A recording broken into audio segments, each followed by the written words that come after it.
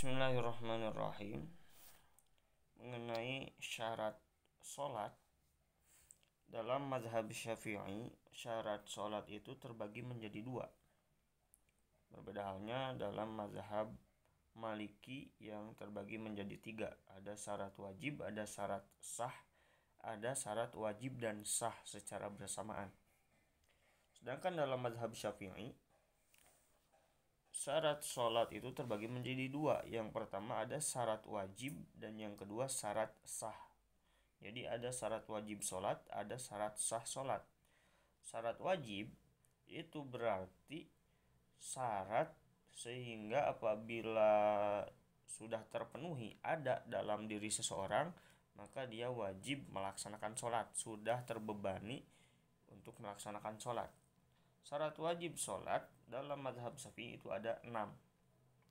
Yang pertama bulughu da'watin Nabi, sampainya dakwah Nabi. Apabila dakwah Islam sampai pada dirinya.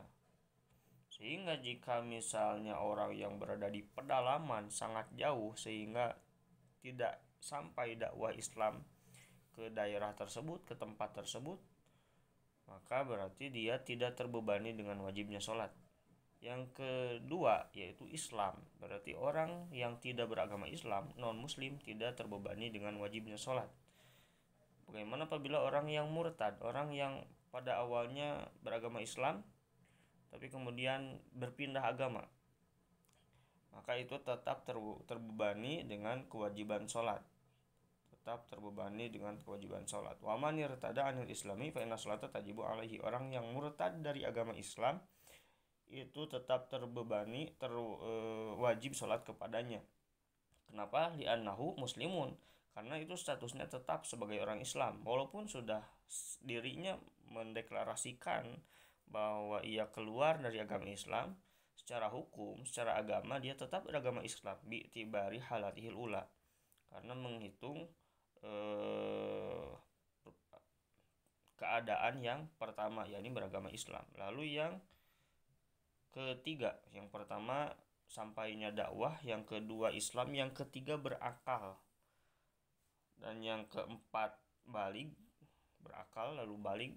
Orang yang tidak berakal, orang gila, tidak wajib sholat. Orang yang belum mencapai usia balig dengan salah satu tanda yang tiga tanda balig, berusia 15 tahun atau mimpi basah atau mengalami haid bagi wanita, itu berarti sudah terbebani wajib sholat. Bila belum balig, masih anak kecil, itu belum diwajibkan sholat. Lalu 1, 2, yang barusan 3, balig dan berakal itu bersamaan. Berakal dan balig. Yang keempat bersih, waniqau min damil haidi wan nifasi, bersih dari darah haid dan juga nifas. Wanita yang sedang mengalami haid atau menstruasi ataupun nifas itu tidak terbebani dengan kewajiban sholat. Selanjutnya yang kelima, salamatul hawasi, selamatnya panca indera. Jadi memiliki panca indera yang selamat, yang sehat, walaupun sekedar pendengaran atau penglihatan. Adapun jika orang yang tidak memiliki pendengaran atau penglihatan sedari kecil, sejak lahir, itu tidak terbebani wajibnya sholat.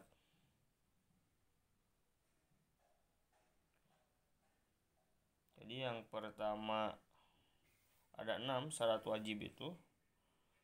Yang pertama sampainya dakwah, yang kedua beragama Islam, yang ketiga berakal dan balig, yang keempat balig, yang kelima bersih dari haid dan juga nifas, yang keenam selamatnya atau sehatnya panca indera. Adapun syarat sah sholat, yang bagian kedua adalah syarat sah sholat. Sehingga maksudnya orang yang apabila terpenuhi syarat-syarat ini maka sahlah sholatnya, sholatnya sah. Apabila tidak terpenuhi, ia melaksanakan sholat tapi tidak memenuhi syarat-syarat tersebut, maka tidak sah sholatnya.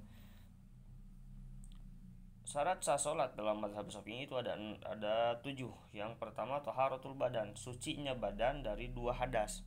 Maksudnya suci dari hadas kecil dan suci dari hadas besar.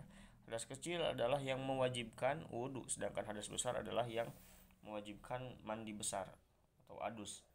Yang kedua, sucinya badan, pakaian dan juga tempat dari najis.